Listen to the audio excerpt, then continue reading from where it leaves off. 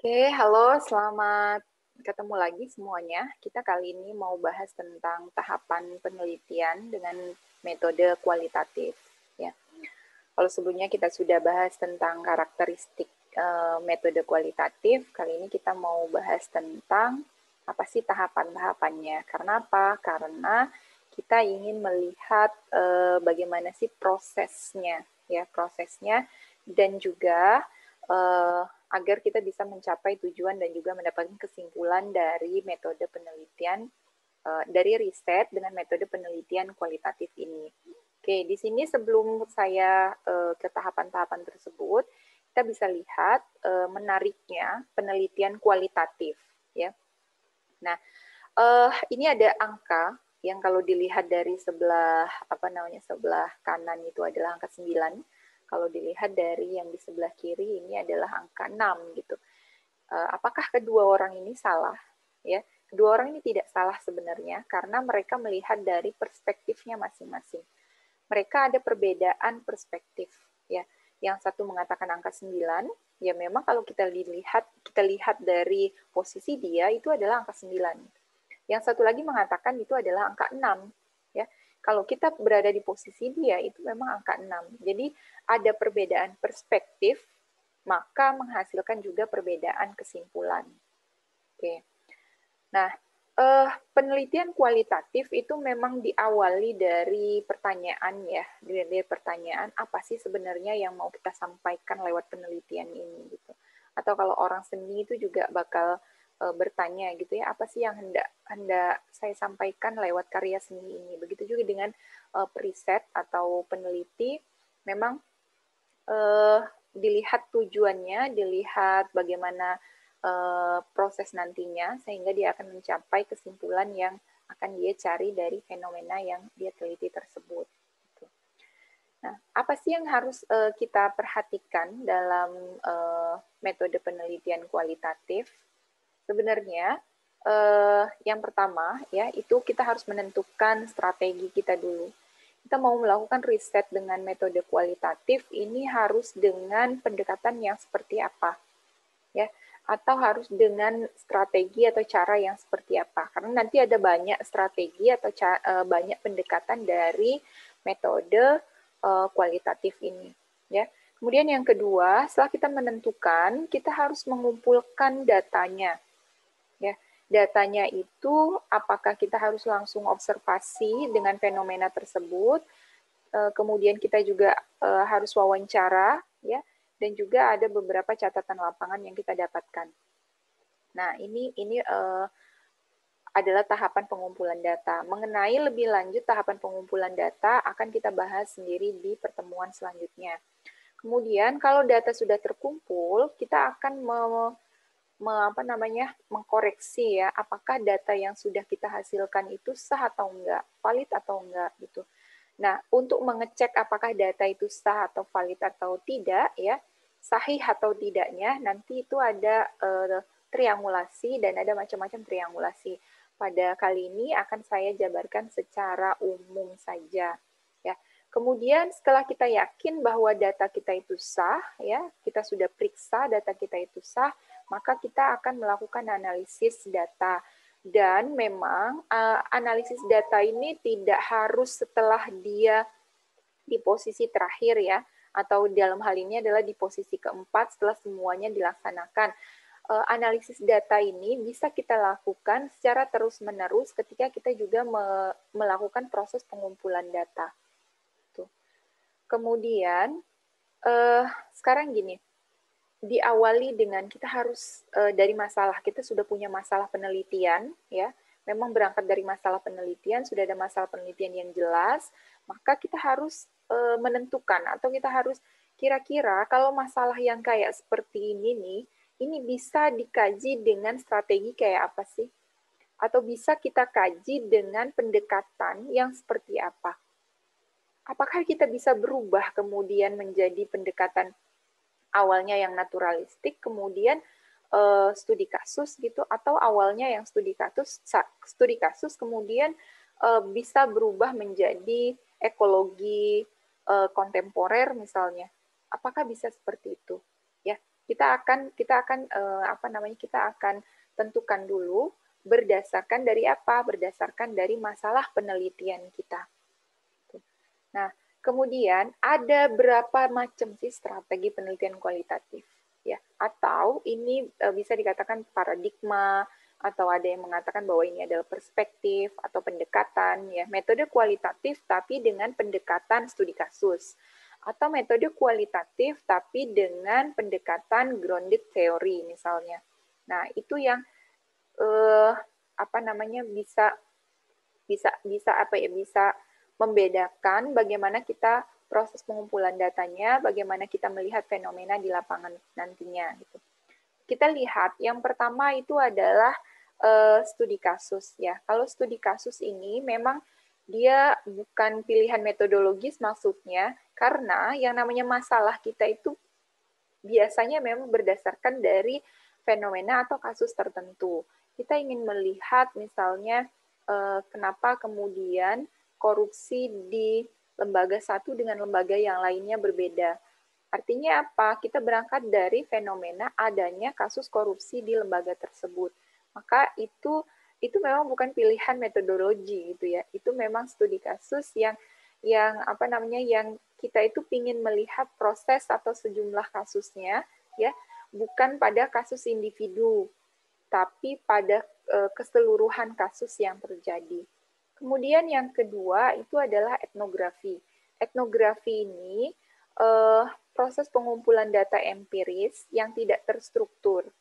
Ya, jadi sejumlah kecil dari kasus, kemudian bagaimana pelaporannya, teknis analisis dan interpretatifnya, merangkum berbagai deskripsi fenomena. Ya, ini biasanya memang menggunakan teknik observasi partisipan. Maksudnya seperti apa? Maksudnya, jika kita ingin melihat bagaimana sih kinerja dari tenaga honorer di Pemda Lampung Selatan misalnya.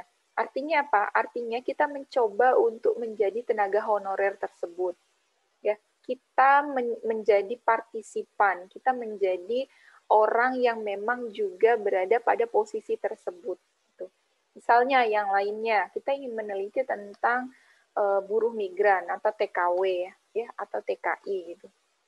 Nah, ketika kita ingin meneliti tentang bagaimana sih buruh migran ini menjalani kehidupannya gitu, atau apakah memang buruh migran ini sangat strategis dalam pendapatan negara gitu, maka kita bisa menjadi buruh migran tersebut. Kita bisa menjadi buruh migran dan kita bisa tahu prosesnya bagaimana buruh migran tersebut memberikan kontribusi kepada negara asalnya. Dengan cara apa? Dengan cara kita terlibat langsung sebagai buruh migran tersebut. Kemudian yang ketiga, fenomenologi, etnometodologi, dan interpretatif. Ya. Nah, ini maksudnya apa? Kita menafsirkan realitas atau fenomena. Ya. Penafsiran realitas atau fenomena itu dibentuk oleh praktek-praktek yang berulang. Ya. Mengkajinya bagaimana manusia itu membangun, kemudian memberi makna atas tiap-tiap tindakan mereka dalam situasi sosial secara konkret. Itu kajian dari fenomenologi, memang berangkat dari fenomena tertentu. Kemudian, strategi atau paradigma selanjutnya yaitu grounded theory. Grounded theory ini adalah ketika seorang peneliti itu sudah mempunyai teori sendiri di kepalanya, atau dia sudah memahami satu konsep atau satu teori sebelumnya. Gitu. Jadi misal dia sudah memahami tentang implementasi menurut Grindel, ya. Dia sudah tahu banyak tentang implementasi menurut Grindel, variabelnya apa, faktor pendukungnya apa, yang mempengaruhi itu apa, itu dia sudah tahu banyak. Nah, tapi ketika dia ingin meneliti tentang implementasi PKH di Provinsi Lampung misalnya, dia sudah tahu sebelumnya, ya, dia sudah tahu sebelumnya bahwa implementasi PKH itu sepertinya dipengaruhi oleh sumber daya manusia, sepertinya dipengaruhi oleh lingkungan kebijakan, sepertinya dipengaruhi oleh bagaimana komunikasi. Nah, jadi di awal itu sudah ada bekal konsep, sudah ada bekal teori, maka sampai di lokasi atau ketika dia melakukan penelitian dengan kualitatif, maka dia hanya mungkin sekedar menguji teori, ya, teorinya Grindel itu tadi atau teori yang lainnya, kemudian dia bisa mencari celah untuk mengembangkan teori tersebut. Itu, mencari celah untuk mengembangkan atau pula untuk mengkritik, ya, atau untuk membangun teori berdasarkan base-nya atau pondasinya dari teori yang sudah dia ketahui sebelumnya. Kemudian, ya, metode biografis. Metode biografis ini menyajikan laporan dan juga dokumen tentang riwayat hidup seseorang. Jadi kayak kisah atau cerita biografi seseorang gitu ya. Itu metode termasuk juga dalam metode kualitatif karena yang kita sajikan atau data-data yang kita dapatkan itu biasanya memang dari hasil dokumentasi orang tersebut atau dari wawancara mendalam kita terhadap seseorang tersebut, ya. Jadi kita mensejajarkan dokumentasi mereka di masa lalu dengan di masa sekarangnya orang tersebut, gitu, ya. Kemudian metode selanjutnya yaitu metode historis atau ini juga bisa dikatakan juga life history atau oral history, ya. Jadi fenomena sosial memang seharusnya itu kita kaji konteks historisnya ya atau konteks sejarahnya seperti apa. Dengan apa sih? Dengan dokumen-dokumen sejarah, ya, catatan tertulis, kemudian atau ada surat, koran, data hasil sensus, dokumen kebudayaan populer dan lain sebagainya. Itu. Nah, selanjutnya ada penelitian terapan dan juga penelitian tindakan atau ini adalah penelitian partisipatoris ya. Ini umumnya itu menggunakan paradigma yang kritis. Ya. Penelitian ini dilakukan dengan tujuan untuk transformasi dalam kerangka menuju kehidupan masyarakat yang lebih humanis. Ya, lebih humanis, kemudian holistik dan juga relevan dengan upaya penciptaan kesadaran manusia atas ketidakadilan yang dialaminya. Itu. Jadi dia seperti apa ya, memandang bahwa manusia itu sebagai makhluk yang sama-sama menciptakan realitas ya melalui proses partisipasi, pengalaman dan juga tindakan. Kemudian metode klinis. Nah, metode klinis ini lebih menekankan pada diagnosis atau perawatan klinis. Biasanya ini adalah riset-riset untuk orang-orang kesehatan ya atau orang-orang medis.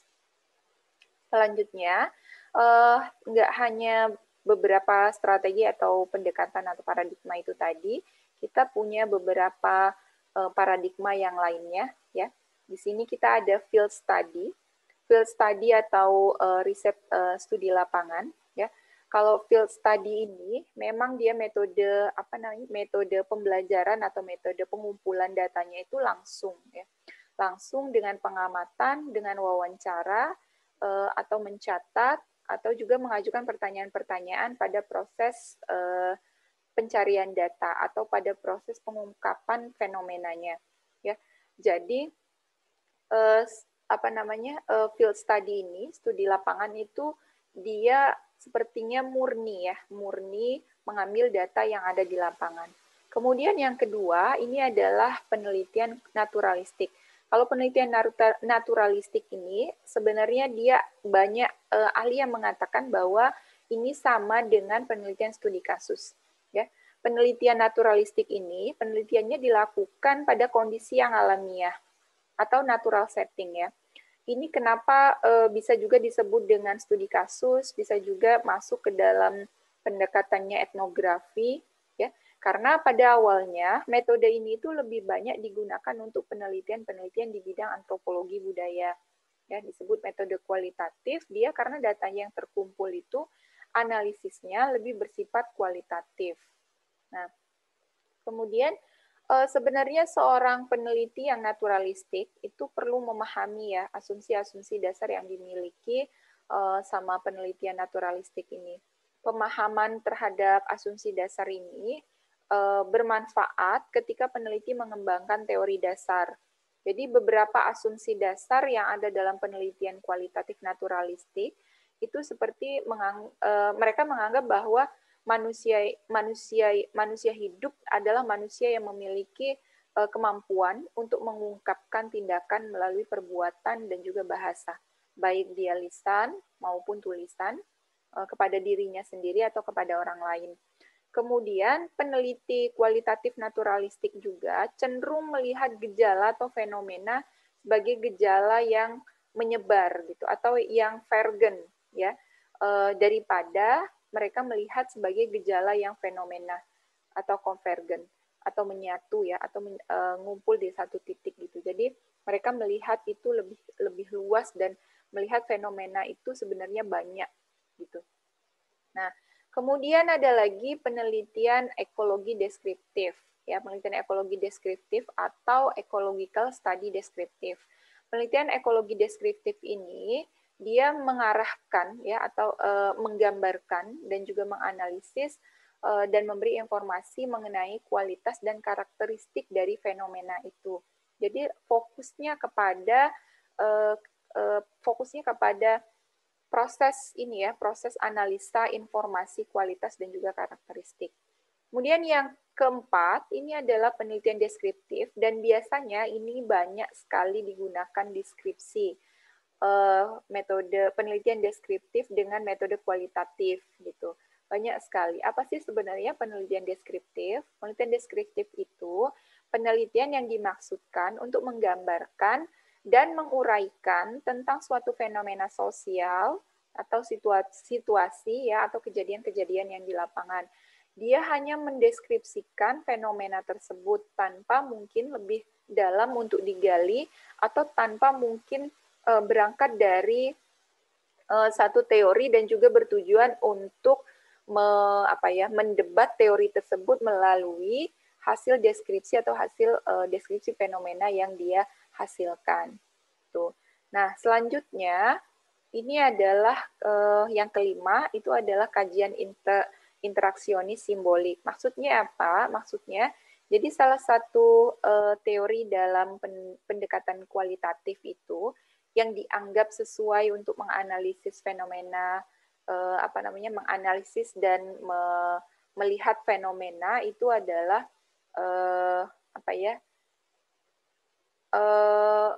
teori tentang interaksi ini, teori tentang interaksi simbolik ini ya, teori tentang interaksi simbolik di mana ini adalah sebuah proses yang dikonstruksi dengan dinamis dan didasari oleh premis, salah satu premisnya Herbert Blumer, yaitu tentang informasi ya.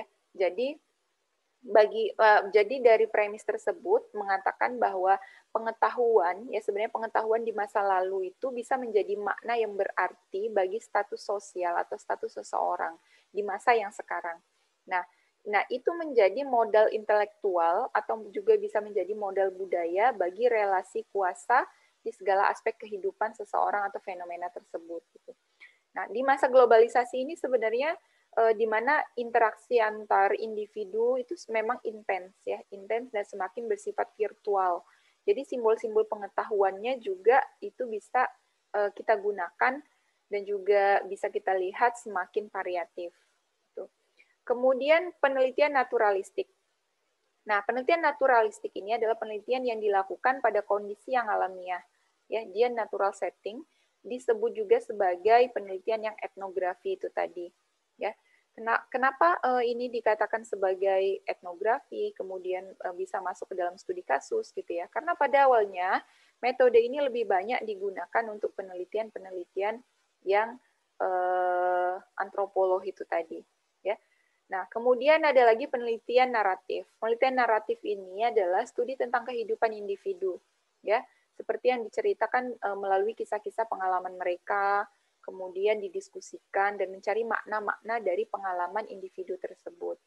Nah, selanjutnya itu adalah penelitian histografi dan juga kritik sastra. Ini lebih kepada bagaimana aspek historis dan juga mengkritik hasil dokumentasi atau hasil karya sastra. Tuh. Oke, kita lanjutkan. Nah, kita masuk ke dalam pengumpulan data kualitatif. Sebenarnya ini nanti lebih jauh dan juga lebih banyak akan kita bahas sendiri ya, bagaimana sih dan apa sih yang harus kita siapkan untuk mengumpulkan data kualitatif itu. Nah, secara makna, pengumpulan data kualitatif itu adalah teknik pengumpulan data ya, merupakan langkah yang paling strategis dalam penelitian, karena tujuan utama dari penelitian itu adalah mendapatkan data. Jadi kalau kita nggak punya data, ya susah untuk kita bikin kesimpulan atau susah untuk kita analisis gitu ya. Nah, sampai kapan sih data itu harus dikumpulkan? Jadi ada pertanyaan, turlap itu berapa lama sih? Gitu. Ya, turun lapangan wawancara itu berapa lama sebenarnya itu? Atau misalnya ada jatah waktu untuk deadline wisuda ya, deadline pendaftaran wisuda. Sementara belum turun lapang gitu. Nah, sebenarnya turun lapang itu berapa lama? Kalau kita penelitian kualitatif, sebelum kita menulis atau menganalisis gitu ya, memang di awal-awal itu sudah banyak kita memahami fenomena, maka ketika kita memahami proses memahami fenomena itu, artinya itu sendiri sudah melakukan pengumpulan data. Ya. Dan sampai kapan itu akan berakhir? Sampai data itu jenuh. Jenuh itu maksudnya apa? Jenuh itu adalah ketika kita menanyakan atau mencari data, ya, mencari data dari satu fenomena, dan jawaban orang atau yang kita temukan, ya, hasil observasi ataupun hasil dokumentasi, mengarah pada satu titik yang sama. Dan itu sifatnya berulang. Misal, saya bertanya kepada informan A. Informan A, apakah di lembaga ini ada korupsi atau bagaimana sih fenomena korupsi? Maka ketika informan A tersebut menjawab sama ya atau menjawab sesuatu misalnya bahwa fenomena korupsi itu ya seperti korupsi waktu, seperti pada pegawai datang terlambat, pegawai tidak mengembalikan barang-barang milik kantor, seperti itu ya. Nah, maka ketika A tersebut mengatakan seperti itu, kita akan cek dengan dokumen yang ada, kita akan cek juga dengan fenomena atau berdasarkan hasil observasi kita, ya prosesnya seperti apa, dan kita tanyakan dengan informan yang lain. Ketika informan yang lain jawabannya sama dengan A, maka itu kita bisa cek lagi dengan yang lainnya. Kita cek lagi jawabannya sama dengan A, kita cek lagi jawabannya sama dengan A. Semua metode pengumpulan data ketika kita cek jawabannya mengarah pada satu jawaban yang sama. Nah, ketika sudah mengarah pada satu jawaban sama, dan itu artinya kita mencari dengan metode apapun, dengan observasi, dengan dokumentasi, atau dengan wawancara, datanya sama, artinya itu data kita sudah jenuh. Ya, data kita sudah pada satu titik kesimpulan yang sama gitu. Dan itulah dinyatakan bahwa oke, kita tidak perlu lagi mengumpulkan data karena memang datanya sudah seperti ini ya. Datanya sudah sesuai dengan yang ingin kita ungkapkan atau ingin kita cari dari fenomena yang kita ungkapkan tersebut. Nah, metode untuk ngumpulin data itu ya, seperti yang saya katakan tadi, ada observasi. Observasi itu adalah suatu kegiatan untuk mencari data yang digunakan untuk memberikan suatu kesimpulan atau diagnosis. Observasi itu kita mengamati. Pengamatan kita di lapangan, pengamatan kita terhadap fenomena tersebut. Kemudian, yang kedua, itu adalah wawancara mendalam. Salah satu metode pengumpulan data itu dengan wawancara. Biasanya ada yang namanya informan. Informan itu adalah orang yang kita tanya, yang kita minta datanya, yang sedang kita wawancarai. Itu adalah informan. Nah, wawancara ini ada yang terstruktur atau ada yang tidak terstruktur. Ya, kalau yang terstruktur bisa kita tanya berdasarkan dari list daftar pertanyaan yang sudah kita siapkan. Tapi ada juga wawancara yang tidak terstruktur. Tidak terstruktur itu seperti apa? Ketika kita tadi contohnya menanyakan bagaimana sih sebenarnya fenomena korupsi di lembaga ini, misal. Tapi nanti untuk lebih jelas bagaimana cara kita bertanya akan kita bahas di pertemuan selanjutnya. Ya. Nah, ketika kita menanyakan, di sini banyak barang yang tidak dikembalikan, di sini banyak pegawai yang tidak datang tepat waktu, maka dari situ kita jangan berhenti pada menerima apa yang dia katakan tersebut. Tapi kita tanyakan kembali, kira-kira kenapa ya Pak? Kira-kira sejak kapan ya? Kemudian barangnya barang apa aja ya gitu. Terus saat jam kerja habis, apakah mereka juga tetap bekerja? Nah, artinya berkembang. Proses pertanyaan kita itu berkembang, tidak hanya pada bertanya jawab, itu namanya tanya jawab. Ya. Oke, kemudian yang ketiga itu kita juga bisa mengumpulkan data dengan studi dokumentasi. Studi dokumentasi ini bisa data-data yang berbentuk dokumen, baik tertulis, gambar, ataupun karya-karya dokumentatif. Ya. Kemudian data jenuh itu apa? Ini tadi adalah data jenuh, data yang tidak menghasilkan informasi yang baru. Ya. Nah, kemudian setelah data dikumpulkan, lalu kita akan mengecek keabsahan data. Keabsahan data itu ya sebenarnya bisa kita cek dengan menggunakan istilah triangulasi. Kita bisa cek apakah data kita itu sudah reliable atau sudah valid. Ya, kita bisa pakai triangulasi namanya. Triangulasi itu apa? Triangulasi itu adalah proses pengecekan data itu tadi. Ya, sebenarnya ada 4 jenis triangulasi. Yang paling digunakan atau yang paling sering digunakan itu adalah triangulasi sumber. Triangulasi sumber itu dia membandingkan dan juga mengecek kembali derajat kepercayaan suatu informasi yang diperoleh melalui alat dan juga waktu yang berbeda. Ya. Nah, cara-caranya seperti apa? Ini bisa kita baca sendiri ya. Yang pertama, membandingkan data hasil pengamatan dan data hasil wawancara. Kemudian membandingkan apa yang dikatakan orang di depan umum dengan yang dikatakan secara pribadi.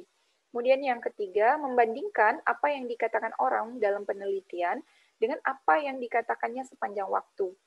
Nah, kemudian yang keempat, membandingkan apa yang dikatakan orang dengan berbagai pendapat, ya sesuai dengan status, kelas sosial yang ada. Kemudian yang terakhir, membandingkan hasil wawancara dengan isi dari dokumen yang berkaitan dengan fenomena tersebut. Nah, jenis dari triangulasi sumber itu ada triangulasi metode, triangulasi teori, dan juga triangulasi penyidik. Nah, triangulasi metode itu apa? Triangulasi metode adalah memperoleh tingkat kepercayaan dengan mengecek teknik pengumpulan datanya. Oh, ternyata dengan teknik wawancara mendalam ini nggak pas, maka saya akan melakukan dengan wawancara yang terstruktur. Misalnya, saya bikin list pertanyaan deh, apakah ini akan bisa sama atau tidak ya jawabannya dengan ketika saya menggunakan teknik mengumpulkan data yang seperti ini, ya, atau juga sumber datanya. Kemudian triangulasi teori. Nah, triangulasi teori ini adanya asumsi bahwa realitas itu lebih kaya dari teori apapun yang digunakan. Kemudian triangulasi penyidik, dia dengan memanfaatkan pengamat lain untuk mengecek derajat kepercayaan data. Kita bisa tahu misalnya tentang korupsi, fenomena korupsi dengan apa? Dengan cara kita bisa aja kita mendengarkan ya atau memanfaatkan orang lain untuk coba deh kamu lakukan pengamatan di sana bagaimana sih sebenarnya korupsi yang terjadi di sana. Atau pendapat para ahli misalnya. Para ahli yang memang sudah tahu banyak tentang korupsi yang ada di lembaga tersebut. Nah, selanjutnya setelah proses kita nentuin strategi, kita ngumpulin data, terus kita ngecek ya, mengecek keabsahan data, maka kita melakukan analisis data. Seperti yang saya katakan, analisis data atau mengolah data itu bisa dilakukan sepanjang waktu.